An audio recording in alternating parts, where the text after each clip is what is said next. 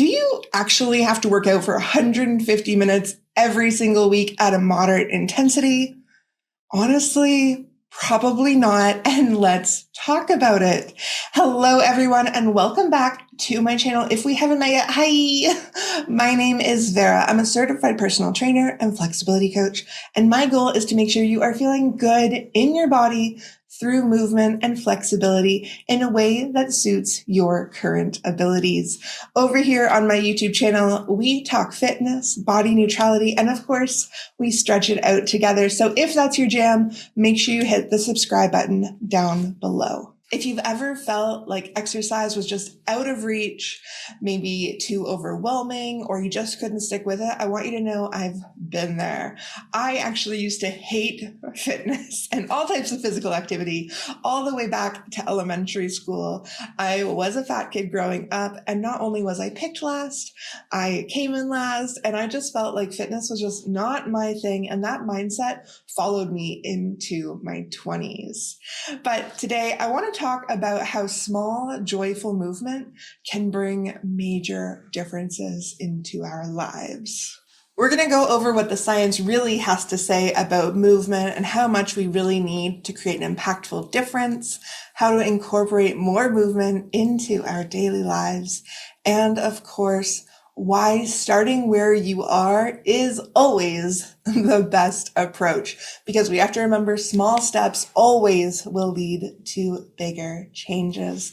So let's start in talking about the science behind this. First off, let's remember that movement, no matter how small, will always improve your overall health. Now, the CDC, the Canadian government, a lot of other governing bodies do suggest 150 minutes per week of exercise at a moderate intensity. Now, when you break it down, it's roughly 21 minutes per day in a week of doing things like a light jog, a bike ride, a brisk walk, something that gets your heart rate up, your blood flowing, and your body a little bit sweaty.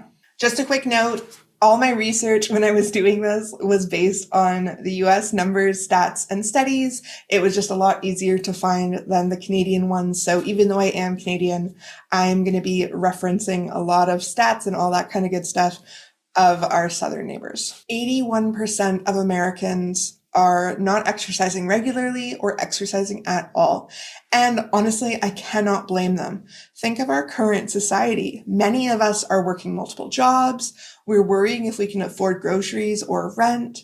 We're caring for our families, our friends, our communities, and we're trying to stay sane through it all. Of course, fitness has fallen down the ladder of priorities and hit the rock bottom. It makes sense for that 81% of people to not be able to make this a habit, because you're just trying to wedge 150 minutes into a week that is already busy and already filled with other priorities.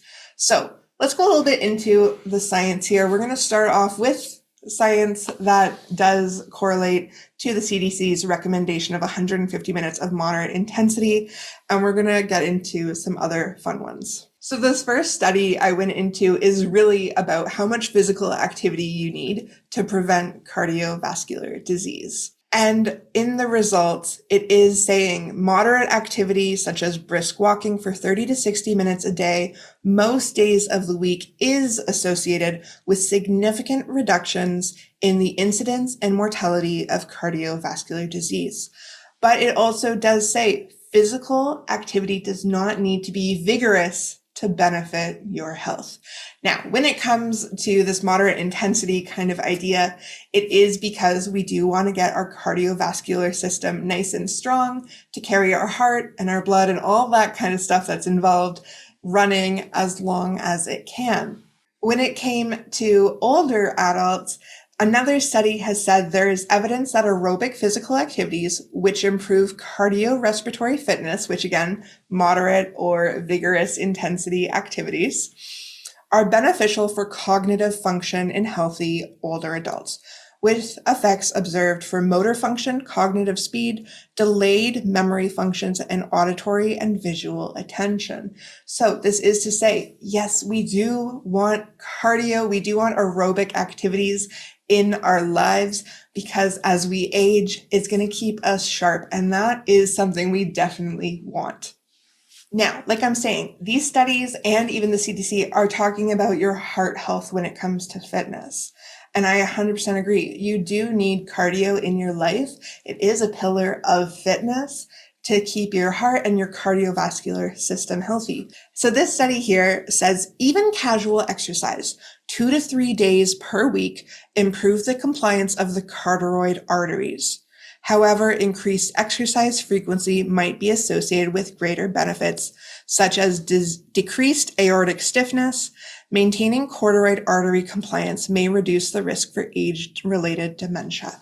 I appreciate studies like this where it's saying 2 to 3 days of casual exercise will increase our health of our arteries and our heart, but we also have to remember increased exercise will give us even more benefits, which is the whole point. Yes, we can start off small, but the goal is to increase, but we can start small. That's the important thing. We can start small with something more casual and work our way up. We don't have to go hard and fast right off the bat.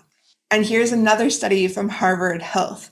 In more than 5,600 women followed for 5 years, reducing sedentary time by 1 hour per day was linked to a 26% lower risk of heart disease. Again, the hour of non-sedentary time didn't have to occur all at once. Short, light intensity interruptions to sitting were just as effective. I think that is so important to remember. We do not have to do everything at once. It is just as effective to shorten our sessions to maybe be a few minutes here or there, and it adds up in the end. It does all count. I had a student a few years ago, we're going to call her Rachel, and Rachel had a goal. She wanted to go around Disney World with her kids and not feel exhausted by the end of the day. When I first met her, she really couldn't walk for more than 10 minutes without being out of breath and being tired and having to sit and rest. And of course, that was a worry for her, knowing that her kids would want to be running around the park and she would have to try and keep up with them. So we did start small. Of course, we worked on our stretching and our flexibility and strength, but I did tell her, you should try walking just 5 minutes every day and just see how that goes, starting it off. After about 5 or 6 months of working with Rachel, she was so excited to go on this trip with her kids because now she had the confidence and energy to keep up with them. She knew what she had to do. She knew her stretches, her strength moves, but also she was walking every day or almost every day because she started out at 5 minutes and she started adding on. She went around the block once, and then a few weeks later, she maybe went around a block and a half. She kind of kept adding on in between our sessions. So by the time her trip came, she was beyond prepared for what was to come. And that's the thing. We're going to add on exercise gradually, because if we add it all at once, it's just going to overwhelm us. It's going to overload us, and we're going to feel like it's too much and we're going to step back. But when we add on slowly, that's when we can start seeing how it can become part of our daily lives. And that's what we're going to talk about next. Movement can be fun and simple. It doesn't have to be as intensive as driving or walking yourself to the gym, doing a full hour strength workout, maybe doing a Zumba class after, and then coming home exhausted. Full transparency, I am not a good dancer, but what do I love doing? I love dancing in my kitchen every Sunday morning. I put on a little DJ set on YouTube and I just start cleaning and dancing and grooving. One of my favorite stores is Canadian Tire, and they just have such interesting things there sometimes. And I love going to a big store like Canadian Tire or Walmart, and specifically because I can walk in and out of the aisles, if not all of them, depending how much time I have. It is getting my body moving and it is getting my cardiovascular system running. So just walking in and out, but also it's just a great time to see all the random things. I had no idea Canadian Tire sold as much furniture as they did, nor did I know they sell camo wear and gun safes, which I was kind of shocked by. I guess not surprised, but still a little shocked to see that. But I wouldn't have known if I didn't walk in and out of every aisle of the Canadian Tires near me. But again, it's just a way to get a little bit more movement in. We can also look at mimicking functional movements. So we can think of picking fruits, digging the ground. We can think of swimming, climbing, picking things up, pulling things down, and not necessarily saying to do these things, but to mimic the function is moving the body. And that is the most important thing here. It's moving the body. It's tricking the brain saying, we are doing something now. We're not just sitting here hanging out, bed rotting, which sometimes is really fun to do, but not all the time. And we can also think of adding a little bit of a challenge. Maybe if we take an elevator up to our apartment, we can actually just take the stairs, maybe even just halfway take the stairs. Maybe if we know there's a heavy box and we could lift it, but we'd also get our partner to do it, maybe we will lift it this time and carry it again, maybe just halfway, and then hand it over to our partner and say, you deal with it. But, it's just a matter of adding small things into our days, and it doesn't have to be a lot. And the best part about it is that we don't have to be perfect about any of these movements. We're starting where we are. So we have to remember, like I said before, small change leads to big progress. Like when I was talking about Rachel earlier, she only started with 5 minutes of walking a day, and then she added on. She made that time longer. She made her distance further. And that's the whole thing. We're starting small. So casual movement 2 to 3 times a week can improve our heart health. But let's also remember, how are we adding on? We're going to start with 5% today. Tomorrow, still 5%. The next day, still 5%. But next week, we're going to make it 10%. And then we're going to add on, make it 20%. We're going to add on gradually. That is the purpose. We don't just go hard and fast right away. That will never work.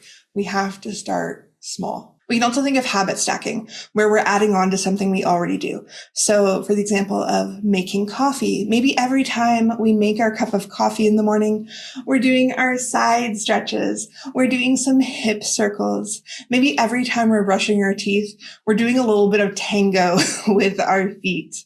Just make sure whatever you choose to do, however you do it, it's enjoyable. Okay. If it's not enjoyable, 1, you're not going to want to do it for more than a few minutes every day. But 2, you're also not going to want to stick with it because it's not fun to you. So I think for me, I have always enjoyed walking. I never thought of walking long distances or hiking or anything like that before, but I liked walking. So I would do it.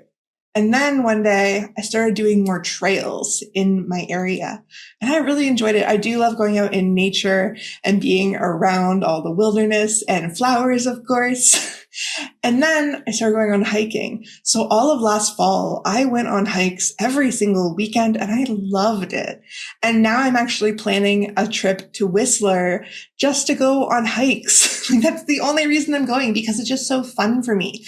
And that's the thing. That's how we get to that 19%, is we're doing something that we actually enjoy. So it's not how much you're actually doing today, but it's about how you're showing up for your body in a way that feels good. So I do want you to take one step today, whether it be a short little jaunt around the block as a walk, or it's just a couple stretches in your chair. Let me know in the comments down below what type of movement you're going to bring into your day today. So just to recap here, we have to remember movement is so powerful and it does add up in the end. So it doesn't matter how small you start as long as you keep it going.